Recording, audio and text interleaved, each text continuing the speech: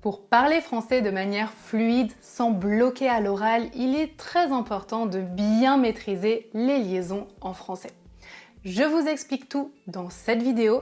Sachez que vous pouvez activer les sous-titres en français, en anglais ou en espagnol. Abonnez-vous et activez les notifications.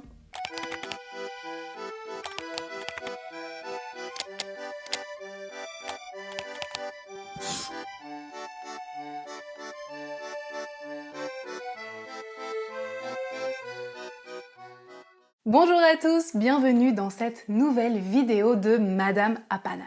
Je m'appelle Marion et aujourd'hui, on voit ensemble les liaisons. En français, faire la liaison, cela signifie que l'on prononce la dernière consonne d'un mot, normalement non prononcé, et qu'on la lie à la première voyelle du mot suivant. Par exemple, si je dis des chiens, ici, il n'y a pas de liaison. Mais si je dis des amis, ici, il y a une liaison. En français, il existe des liaisons obligatoires, des liaisons interdites et des liaisons facultatives. Restez bien jusqu'à la fin de cette vidéo parce que je vais vous expliquer comment mettre en pratique et automatiser ces liaisons à l'oral. Premièrement, les liaisons obligatoires. En français, il est obligatoire de faire une liaison entre un déterminant et un nom. Par exemple, entre un article, un, les, des et un nom. Si je dis un ami, je fais la liaison. Des amis, les amis, je fais toujours la liaison. Je fais aussi toujours la liaison entre un numéro et un nom. Par exemple, un enfant, deux enfants, trois enfants. Toujours la liaison. Je fais aussi la liaison avec les possessifs et les démonstratifs, par exemple, ses amis ou mon ami, ton ami, son ami, au pluriel, mes amis, tes amis, ses amis, leurs amis. Ici, les liaisons sont obligatoires. Très important parce qu'on les utilise souvent, on fait aussi la liaison avec plusieurs, quelques ou différents. Par exemple, si je dis plusieurs années ou différents habits. Attention avec le H. En français, nous avons un H muet et un H aspiré. On fait la liaison avec le H muet, mais on ne fait jamais la liaison avec un H aspiré. Si cette différence entre le H muet et aspiré n'est pas claire pour vous, dites-le moi dans les commentaires et on pourra faire une vidéo à ce sujet. Je fais aussi la liaison entre un adjectif et un nom. Par exemple, si je dis de bons amis ou un gros effort. Ou par exemple, si je dis un grand enfant.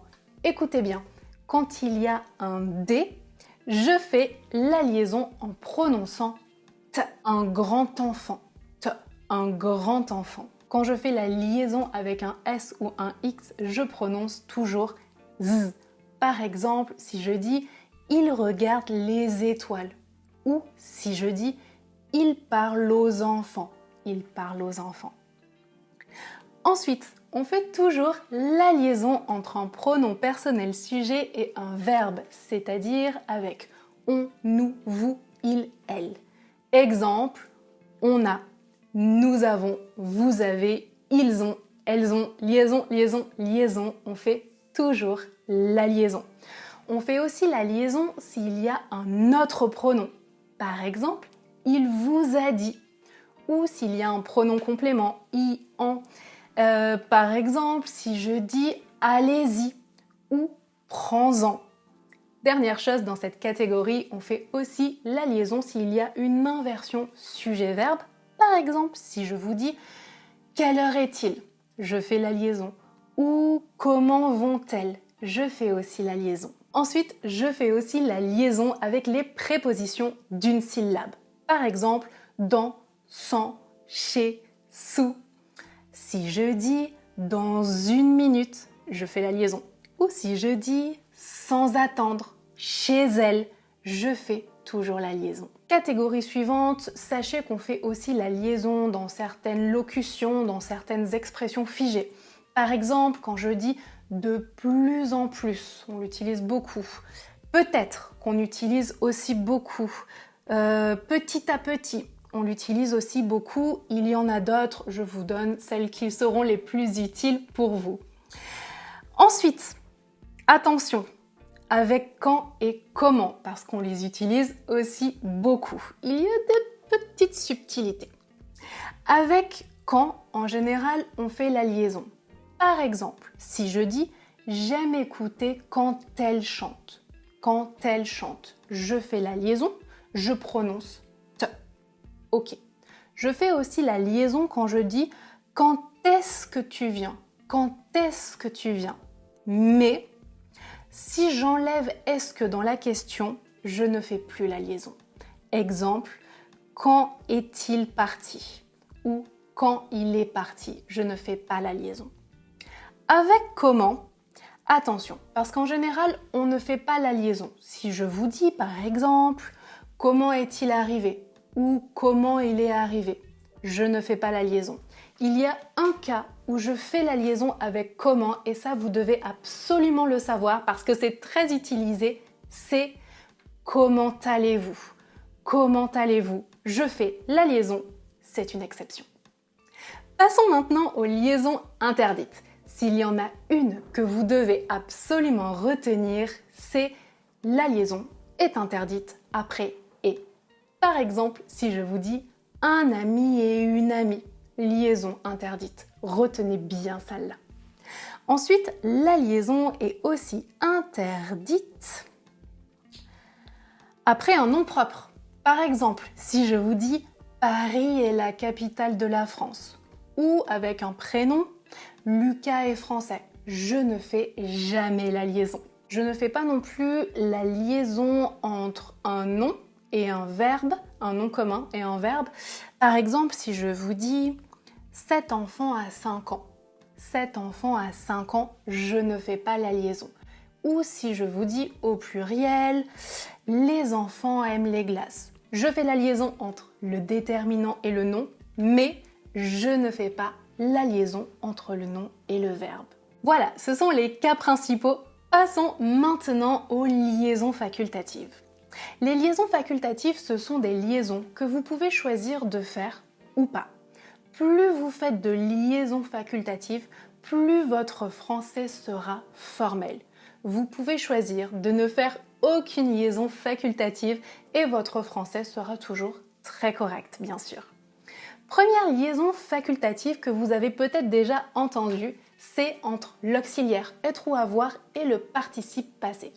Par exemple, je peux dire « nous sommes allés » ou « nous sommes allés ». Les deux sont corrects. Avec l'auxiliaire avoir, je peux dire « ils ont aimé » ou « ils ont aimé ». Si je dis « ils ont aimé », ce sera un peu plus formel.